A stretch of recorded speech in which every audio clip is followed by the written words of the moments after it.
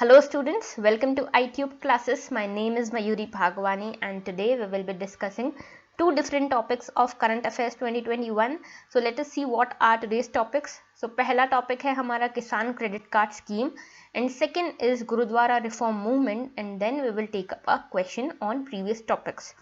So पहले देखते हैं पहला topic क्या है, किसान credit card scheme. आप सभी को पता होगा, इसके नाम से भी समझ आ रहा है, किसान क्रेडिट कार्ड यानी कि फार्मर्स के लिए इंस्टीट्यूशनल क्रेडिट अवेलेबल कराने की स्कीम है ये, ठीक है। लोन प्रोवाइड करना है किसान को, ठीक है। और यहाँ पे इसकी नीड क्या है, नीड है किसानों को मनी लेंडर्स एंड लैंडलॉर्ड्स के चंगुल से छुड़ाना, जो उनका विशियस साइकिल ऑफ पावर्टी बंध जाता है in money lenders and landlords के कारण, उन्हें इससे मुक्त कराना। तो ये इसमें क्या किया जाएगा, गवर्नमेंट किसानों को कुछ लोन देगी अपने एग्रीकल्चर वाली जो भी एक्टिविटीज़ हैं उनको फुलफिल करने के लिए। तो देखते हैं क्या क्या इसमें हमें पढ़ना है, लेकिन उससे पहले मैं आपको एक चीज़ बता दूं, जितनी भी गवर्नमेंट स्कीम्स हैं स्पेशली जो एग्रीकल्चर से रिलेटेड हैं वो सभी आपके लिए बहुत इंपॉर्टेंट है फ्रॉम यूपीएससी प्रीलिम्स पर्सपेक्टिव। ऐसा इसीलिए क्योंकि हर बार आप देखोगे जब भी पेपर को तो कम से कम 2 क्वेश्चन गवर्नमेंट स्कीम से आते ही हैं, ओके। इसीलिए गवर्नमेंट स्कीम्स नहीं छोड़नी है। गवर्नमेंट स्कीम किस मिनिस्ट्री से रिलेट करती है, क्या एम है, किसी कमेटी ने अगर रिकमेंड किया था तो वो कब अनाउंस की गई थी, क्या स्पेशल फीचर्स हैं उसके, ये सब कुछ आपको पता होना चाहिए। तो किसान क्रेडिट कार्ड स्कीम के बारे में देखते हैं। ये अनाउंस की गई थी 1998 में, ओके। और इसमें क्या किया जाएगा, क्रेडिट फैसिलिटीज़ अवेल कराई जाएंगी फार्मर्स को। और इसे प्रिपेयर किया गया था, स्कीम को प्रिपेयर किया गया था नाबार्ड के द्वारा। और स्पेशली इस पे ये ध्यान देना है कि किस कमेटी के रिकमेंडेशन पे, तो आरवी गुप्ता कमेटी के रिकमेंडेशन पे इसे तैयार किया गया था नाबार्ड के द्वारा। और इसका एम था टर्म लोन्स प्रोवाइड करना एग्रीकल्चरल नीड्स के लिए। हालांकि जो किसान क्रेडिट कार्ड स्कीम है वो इससे एक्सटेंडेड फॉर्म में है अभी तो हमारे पास, लेकिन उस टाइम जो आरवी गुप्ता कमेटी थी उसने ये रिकमेंड किया था कि इस चीज़ के लिए हमें एक स्कीम की ज़रूरत है, किसान क्रेडिट कार्ड स्कीम की। अब यहाँ पे देखिए बेनिफिशरीज कौन कौन होंगे, मतलब गवर्नमेंट से इस स्कीम का फ़ायदा कौन कौन उठा सकता है। तो जितने भी फार्मर्स हैं, जितने भी जॉइंट बोरोवर्स हैं, जो भी लैंड ओन करते हैं, तो जो भी फार्मर्स या जॉइंट बोरोवर्स लैंड ओन करते हैं वो सब, टेनेंट फार्मर्स जिनके पास लैंड नहीं है वो किसी और के लैंड पे जाके कल्टीवेशन करते हैं वो सब, एसएचजीज यानी कि self help groups, joint liability groups इसके अंदर आएंगे, fish farmers, dairy farmers, poultry farmers.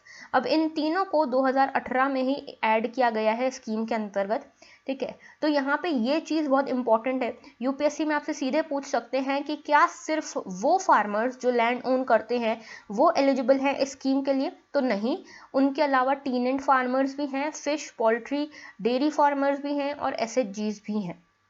इसके अलावा कौन कौन पार्टिसिपेटिंग इंस्टीट्यूशन होंगे जो लोन देंगे, तो सारे ही कमर्शियल बैंक्स, सारे रीजनल रूरल बैंक्स और सारी स्टेट कोऑपरेटिव बैंक्स। तो ये तीनों इंस्टीट्यूशंस जो हैं ये पार्टिसिपेट कर सकते हैं। इसके अलावा ये जो क्रेडिट दिया जाएगा ये 2 टाइप्स में दिया जाएगा, एक कैश क्रेडिट के फॉर्म में और एक टर्म क्रेडिट के फॉर्म में। इसके अलावा मैंने आपको बताया कि फिशरीज, लाइफ स्टॉक और डेयरी फार्मर्स तक भी इसे एक्सटेंड किया गया था इन 2018। और ये एक इंस्टीट्यूशनल क्रेडिट की फैसिलिटी है जो अलग अलग पर्पसेस के लिए यूज़ की जा सकती है, जैसे कि एक वर्किंग कैपिटल की तरह यूज़ किया जा सकता है इसको। इसके अलावा क्रॉप्स के कल्टीवेशन के लिए लोन लिया जा सकता है, मार्केटिंग के लिए लिया जा सकता है और साथ में कंजप्शन के लिए भी लिया जा सकता है फार्मर हाउस होल्ड के। तो फार्मर हाउस होल्ड के कंजप्शन के लिए भी लिया जा सकता है। This is an important point. अगर आपको पूछ लिया जाए एग्जाम में कि किसान क्रेडिट कार्ड स्कीम में जो लोन अवेल करा रहे हैं वो क्या सिर्फ एग्रीकल्चरल एक्टिविटीज़ तक सीमित है, तो नहीं, फार्मर के हाउस होल्ड के जो कंजप्शन रिक्वायरमेंट्स है उसके लिए भी ये लोन लिया जा सकता है। अच्छा, मैंने आपको बताया था कि कमिटीज़ यहाँ इंपॉर्टेंट है, तो आरवी गुप्ता कमेटी तो रिलेटेड है किसान क्रेडिट कार्ड से। आप मुझे बताइएगा कमेंट सेक्शन में कि अशोक दलवई कमेटी किस से रिलेटेड है, क्या रिकमेंड किया था अशोक दलवई कमेटी ने, तो आप मुझे इसके बारे में बताएंगे कमेंट सेक्शन में। आगे बात करते हैं क्या क्या और फैसिलिटीज़ अवेलेबल हैं किसान क्रेडिट कार्ड के अंतर्गत। सबसे पहले क्रेडिट कार्ड अवेलेबल है, किसान क्रेडिट कार्ड नाम है तो क्रेडिट कार्ड तो अवेलेबल होगा ही। पासबुक भी अवेलेबल है, ठीक है।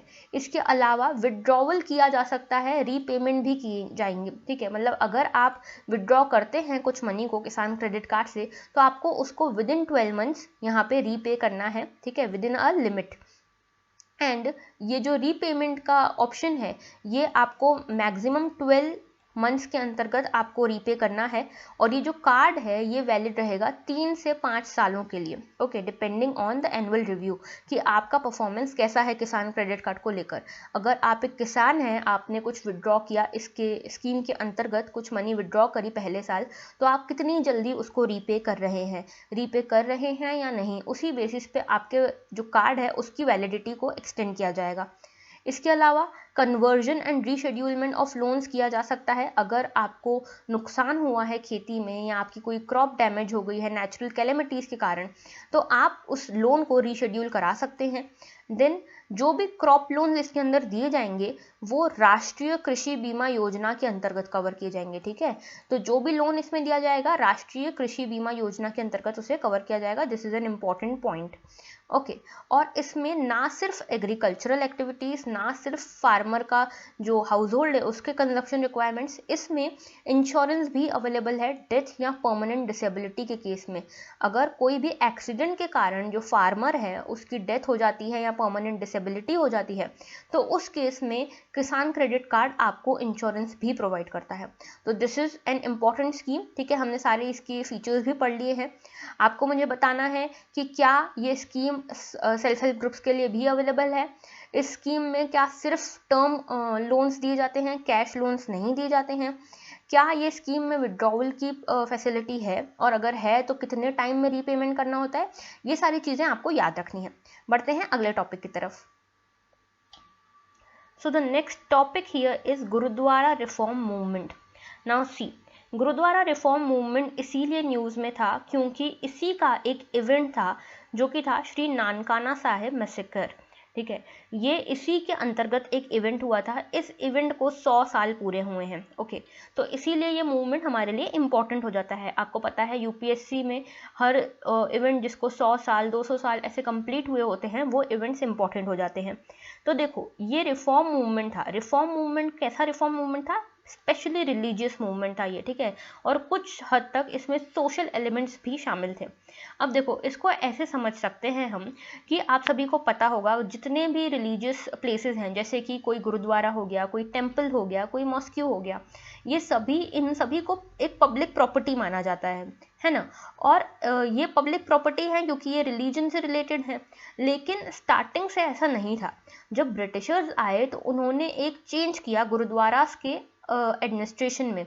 और वो चेंज क्या था कि ब्रिटिशर्स ने इन गुरुद्वारास जो थे इनका एडमिनिस्ट्रेशन महंत्स को दे दिया। महंत्स एक तरह के लैंडलॉर्ड्स थे, और इन महंत्स ने गुरुद्वाराओं को, जो गुरुद्वारा थे उनके अंडर में जिनका एडमिनिस्ट्रेशन उनको सौंपा गया था, उन्हें एक प्राइवेट प्रॉपर्टी की तरह ट्रीट करना स्टार्ट कर दिया। ना सिर्फ इतना, उन्होंने जो दलित सिख्स थे उनकी एंट्री वहाँ पे बंद करा दी। इसके अलावा जो सिख्स के जो बेसिक प्रिंसिपल थे, इक्वालिटी जैसे हो गया, और निर्गुण थे मेनली सिख्स जो थे, मतलब किसी एक भगवान में नहीं मानते थे या आइडल वर्शिप में नहीं मानते थे। तो इन सभी को वायलेट करते हुए ऐसे प्रिंसिपल्स को बढ़ावा देने लगे ये महंत्स जो सिखिज्म के अगेंस्ट थे।